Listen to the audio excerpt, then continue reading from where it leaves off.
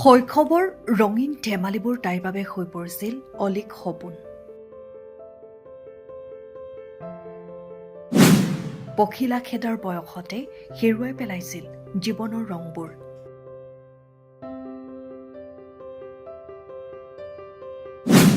অসহায় পিতৃ-মাতৃয়েও এৰিছিল সকলো আশা আকাংক্ষা। তেনে সময়তে দেৱদূত হৈ দুৰ্ভগীয়া পৰিয়ালটোৰ কাষত থিয় হ'ল সঞ্জয় কিষাণ। সঞ্জয় কিষাণ ছাৰৰ ওচৰত যোৱা হ'ল। কিছু মানুহে ক'লে যে তেখেতৰ ওচৰত গ'লে তেখেত বহুত ভাল মানুহ হয়, তেখেতে বহুত এইবিলাকত মানে চোৱা চিতা কৰে, কৰিব, তোমালোকৰ ছোৱালীজনীকো কৰিব, সেইকাৰণে তেখেতৰ ওচৰলৈ যাবা, কথাখিনি পাতিবা, মেডিকেলৰ কাগজখিনি লৈ যাবা বুলি ক'লে। স্ক্ৰীণত দেখা এই কণমানিজনীৰ নাম প্ৰস্তুতি বৰুৱা। পখিলা খেদাৰ বয়সতে তাইক হেৰুৱাই পেলাইছিল জীৱনৰ ৰংবোৰ। শৈশৱৰ ৰঙীন ধেমালি তাইৰ বাবে হৈ পৰিছিল অলিক সপোন। মৰণকাতৰ যন্ত্ৰণাত আৰ্তনাদ কৰি যুঁজিছিল জীৱন মৃত্যুৰ সৈতে। কণমানি দেহটোত বাঁহ লোৱা ব্ৰেইন টিউমাৰৰ দৰে মাৰাত্মক ব্যাধিত আক্ৰান্ত হৈ জীয়াই থকাৰ সপোন হেৰুৱাই পেলাইছিল কণমানিজনীয়ে। আৰ্থিকভাৱে অতিকৈ জুৰুলাগ্ৰস্ত কণমানিজনীৰ পৰিয়ালৰ মূৰত যেন আকাশী সৰগ ভাগি পৰিছিল। পিতৃ অনন্ত বৰুৱাক চিকিৎসকে প্ৰস্তুতিক চিকিৎসাৰ বাবে বেংগালুৰুলৈ নিবলৈ উপদেশ দিয়াত দিশহাৰা হৈ পৰিছিল পৰিয়ালটো। প্ৰস্তুতিৰ ব্ৰেইন টিউমাৰৰ অস্ত্ৰোপচাৰৰ বাবে দৰকাৰ হৈছিল বৃহৎ পৰিমাণৰ ধনৰাশি। কোনোমতে ঘৰখন চলাই থকা পিতৃয়ে সকলো আশা আকাংক্ষা ত্যাগ কৰি প্ৰস্তুতিক ঘৰতে ৰখাৰ সংকল্প লৈছিল।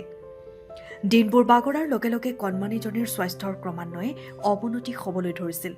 তেনে সময়তে ভগৱান স্বৰূপ হৈ থিয় দিলে মানৱ দৰদী বিধায়ক সঞ্জয় কিষাণ। প্ৰস্তুতিক পুনৰ জীৱন দান দি পৰিয়ালটোৰ বাবে যেন ভগৱান হৈ থিয় দিলে মানৱ দৰদী বিধায়ক সঞ্জয় কিষাণ। অনন্ত বৰুৱাই তেওঁৰ বন্ধু এগৰাকীৰ কথামতেই কাষ চাপিছিল গৰীবৰ বন্ধুখ্যাত তিনিচুকীয়া সমষ্টিৰ বিধায়ক সঞ্জয় কিষাণৰ। আনৰ দুখত দুখী দৰদী বিধায়কগৰাকীয়ে প্ৰস্তুতিৰ পিতৃৰ পৰা সকলো কথা শুনাৰ পিছতেই চিকিৎসাৰ সকলো দায়িত্ব গ্ৰহণ কৰি ততাতৈয়াকৈ নিজৰ পকেটৰ অৰ্থ বহন কৰি প্ৰেৰণ কৰিলে বেংগালুৰুলৈ। সঞ্জয় কিষাণৰ বদান্যতাৰ বাবে মুখত এমুকুৰা হাঁহি লৈ সুস্থ হৈ ঘৰলৈ উভতি আহিল প্ৰস্তুতি। পৰিয়ালটোৰ বাবে দেৱদূত হৈ অহা সঞ্জয় কিষাণৰ প্ৰশংসাত পঞ্চমুখ সাজি পৰিয়ালটি। এইবাৰ মাকুম সমষ্টিৰ পৰা নিৰ্বাচনত অৱতীৰ্ণ হোৱা সঞ্জয় কিষাণৰ বিজয়ৰ বাবে নেদেখাজনৰ ওচৰত প্ৰাৰ্থনা জনালে অনন্ত বৰুৱাৰ পৰিয়ালটোৱে।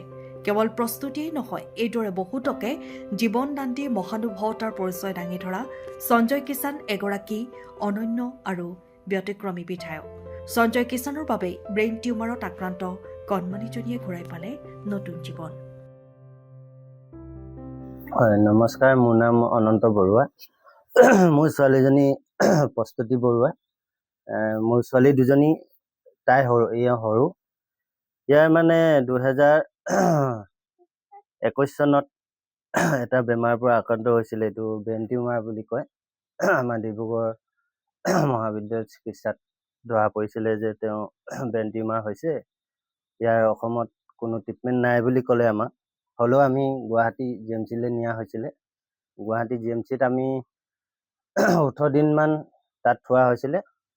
লাষ্টত ক'লে যে GMCতটো অপাৰেশ্যনটো কৰিব নোৱাৰিম, বাহিৰলৈ নিব লাগিব, এইটো বেংগলোৰ কথা ক'লে। বেংগলোৰ কথা কওঁতেতো আমিতো বেংগলোৰ বুলি ক'লে কেতিয়া না শুনিছোঁ, গৈ পাইছোঁ, না কেতিয়াবা দেখি পাইছোঁ। ইমান দূৰত ছোৱালীজনী ট্ৰিটমেণ্টৰ পৰা হঠাৎ মানে খবৰটো দি দিয়াৰ কাৰণে আমি অলপ মাক বাপেক আমি উৎসাহ হৈ পৰিলোঁ যে ইমান দূৰ আমি ট্ৰিটমেণ্ট কৰিবলৈ কেনেকৈ নিম। আৰু আমাৰ ছোৱালীজনী মানে একদম লাষ্ট অৱস্থাত আছিলে, মাত কথা একো ক'ব নোৱাৰে, যেনেকৈ বিচনাত পৰি থাকে তেনেকেই থাকে। তাৰপিছত আমি তাৰ পৰা আমি হেৰিয়ত লৈ আহিলোঁ, ঘৰলৈ লৈ আহিলোঁ, বেংগলোৰ যোৱা নহ'ল। তাৰপিছত আমি ঘৰত 15-20 দিনমান থোৱা হ'ল। তেনেকেই 15-20 দিন থোৱাৰ পাছত আমি তিনিচুকীয়া আমাৰ সঞ্জয় কিষাণ ছাৰৰ ওচৰত যোৱা হ'ল। কিছু মানুহে ক'লে যে তেখেতৰ ওচৰত গ'লে তেখেত বহুত ভাল মানুহ হয়, তেখেতে বহুত এইবিলাকত মানে চোৱা চিতা কৰে, কৰিব, তোমালোকৰ ছোৱালীজনীকো কৰিব, সেইকাৰণে তেখেতৰ ওচৰলৈ যাবা, কথাখিনি পাতিবা, মেডিকেলৰ কাগজখিনি লৈ যাবা বুলি ক'লে। গ'লোঁ, ছাৰৰ ওচৰত গ'লোঁ, ছাৰক লগ পাইছোঁ, মই নিজেই মুখামুখিকৈ কথা পাতিছোঁ। ছাৰে তেতিয়া ক'লে হ'ব, যিখিনি ট্ৰিটমেণ্টৰ হেৰি হ'ব মই ব্যৱস্থাটো কৰি দিওঁ। অতি সোনকালে কৰিলে ছাৰে, দীঘলীয়া দিন নল'লে, 2-3 দিনৰ ভিতৰতে আমাক বেংগলোৰ যোৱা ব্যৱস্থাটো কৰি দিলে। আমি সেইমতে বেংগলোৰ পালোঁগৈ। ইয়াৰ পৰা গুৱাহাটী আমি ট্ৰেইনত গ'লোঁ, তাৰপৰা আমি ফ্লাইটত ডাইৰেক্ট আমাৰ বেংগলোৰ টিকেট কৰি দিলে। আমি ফ্লাইটত গৈ মেলি তাত নামিলোঁ, গৈ মেলি তাৰপৰা আকৌ আমাক পিক আপ কৰিলে মেডিকেললৈকে। আমাৰ একো অসুবিধা হোৱা নাই ক'তো যাওঁতো এই কৰোঁতো, যেনেকৈ ইয়াৰ পৰা পঠিয়াইছে তেনেকৈয়ে গৈছোঁ। তাত আমাৰ এয়াৰপৰ্টৰ পৰা পিক আপ কৰি একেবাৰে আমাৰ মেডিকেলত লৈ গ'ল। মেডিকেলৰ ৰুম দিলে থাকিবলৈ। ৰুমত থাকি মেলি আমি নেক্সট দিনা ৰাতিপুৱা ছোৱালীজনীক মেডিকেল লৈ কিনে গ'লোঁ। ওচৰতে ৰুম দিছিলে মেডিকেলৰ ওচৰত বেংগলোৰত। তাত ট্ৰিটমেণ্ট লৈ যোৱাৰ লগে লগে ট্ৰিটমেণ্ট ষ্টাৰ্ট কৰিলে। ট্ৰিটমেণ্ট ষ্টাৰ্ট কৰাৰ লগে লগে মানে 4 দিনৰ পাছত অপাৰেশ্যন কৰা ডেটটো ল'লে। অপাৰেশ্যন কৰিলে ভাল হ'ল। তাকে সঞ্জয় কিষাণ ছাৰৰ কথা শুনিছোঁ যে মাকুম সমষ্টি বিধানসভা বিধায়ক টিকেটটো পাইছে বুলি কোৱা শুনিছোঁ। তাকে ভাল হৈছে। মইতো বহুত ভাল পাওঁ তেখেতক, যে তেখেতে ছোৱালীজনী মোৰ আজি এই অৱস্থা, সেইটো অৱস্থাৰ পৰা যিটো অৱস্থাত আছিলে আজি এই পৰ্যায়ত পাইছেহি তেখেতৰ কাৰণে।